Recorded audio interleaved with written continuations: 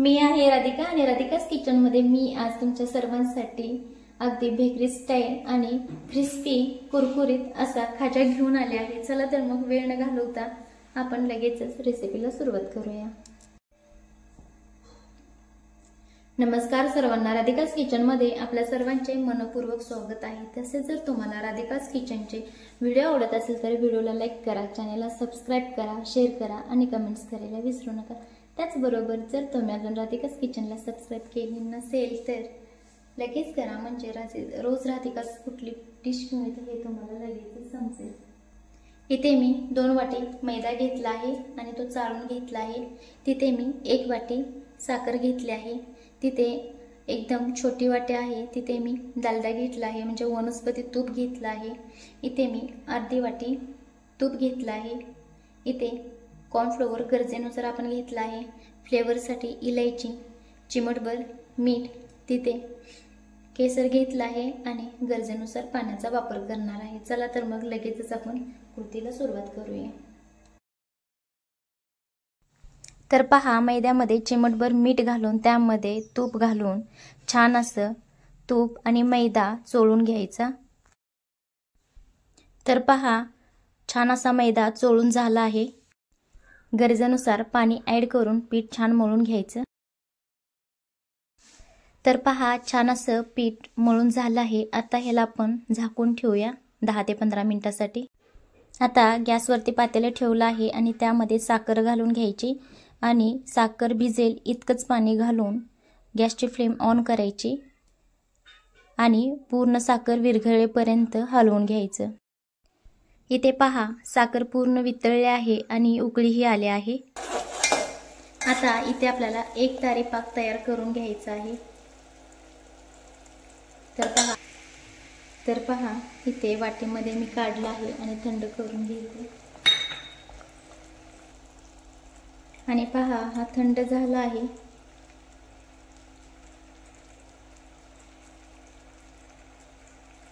पण तार येत नाही। अजून 1 मिनिटभर आपण पाहूया। अजून एकदा आपण चेक करण्यासाठी घेतला आहे आणि इथे थंड करून घ्यायचा आहे। 1 तारी पाक इथे आपल्याला हवा आहे। पहा, तर पहा इथे गॅसची फ्लेम बंद केली आहे आणि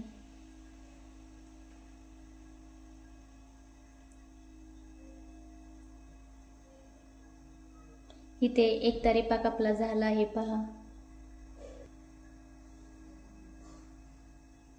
आता पाक आपल्याला थंड करून घ्यायचा आहे। आता आपण पुढची प्रोसेस करूया। तर पहा, तिथे पाक तयार करून झाला आहे, पीठ हे मळून झालं आहे। आता आपण साठा तयार करून घेऊया। याच्यामध्ये आता हे मिक्स करून घ्यायचं आहे फेटून 5 ते 6 मिनिटांसाठी। तर पहा, किती छान असा साठा आपला झाला आहे फेटून। आता आपण पुन्हा एकदा पीठ छान असं मळून त्याचे गोळे तयार करून घेऊया। तर पहा, इथे 6 गोळे माझे तयार करून झाले आहेत। एकाच आकाराचे आहेत हे गोळे। पहा, आता हे आपण छान असे लाटून घेऊया। जेवढं आपल्याला साईजनी पातळ करता येईल तेवढं पातळ करायचं, जास्त जाड हे नाही ठेवायचं। जसं बेकरी स्टाईल खाजा असतो तेवढं आपल्याला जाड नाही ठेवायचं। एकदम असा खुसखुशीत आणि क्रिस्पी तयार करून घ्यायचा आहे। तर पहा, इथे लाटून घेते मी, मला जेवढी मोठी पोळी हवी तेवढी। तर पहा, इथे सगळ्या पोळ्या लाटून झालेल्या आहेत आणि आता इथे पीठ लावून जी पहिली पोळी आहे तिथे टाकून घेणार आहे आणि आता ह्याच्यावरती लाटून घेऊया थोडीशी। आणि आता यावरती आपण साठा लावून घेऊया।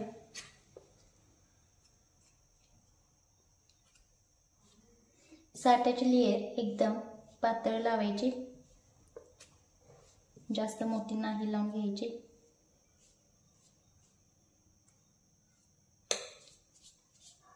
असं पुसून घेतल्यागत लावत जायचं। तर पहा, दुसरी पोळी त्याच्यावरती टाकून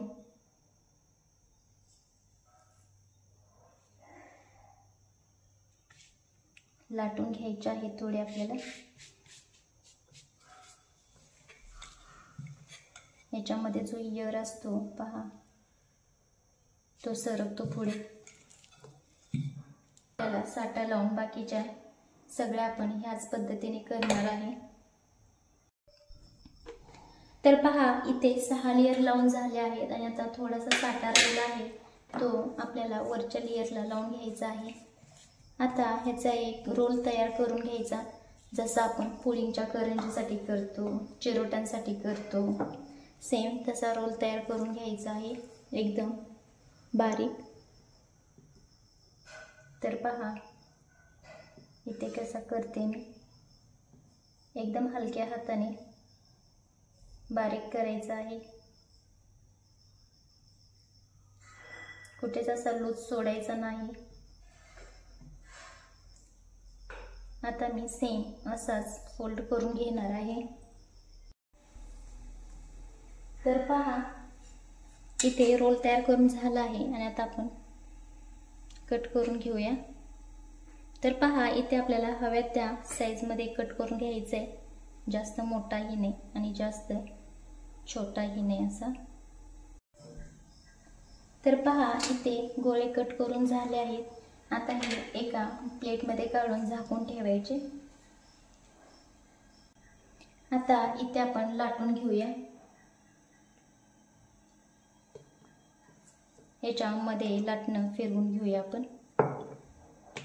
पहा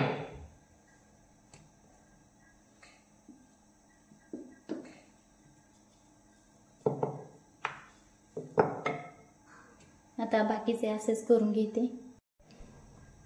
आता इथे आपण 3 करून घेतले आहेत। आता आपण तळायचं बघूया। इथे तेल गरम झाले का आपण चेक करूया। तर पहा तेल गरम झालं आहे, पण आपल्याला इथे खाजा छान असं लेयर सोडण्यासाठी इतकं गरम आपल्याला तेल नको आहे, मीडियम तेल हवं आहे आपल्याला। आता तेलामध्ये सोडून घेऊया आणि इथे गॅसची फ्लेम ही लो ठेवायची आहे, मीडियम पण ठेवायची नाही आणि हाय ही करायची नाही। जितकी आपण कमी टेम्परेचर तेलावरती तळू तितक्या लेयर्स खूप सुटल्या जातात। तर इथे आपण 3 सोडून घेतले आहेत आता आणि लो फ्लेमवरती आपल्याला छान असं 5 ते 6 मिनिटं दोन्ही साईडून फ्राय करून घ्यायचं आहे। तर पहा इथे आता हे काढून घेऊया आपण।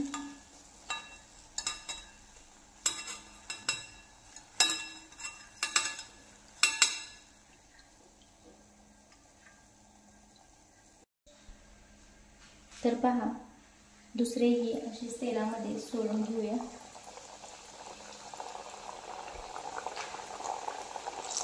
आता बाकीचेही सेम मी असेच करून घेणार आहे।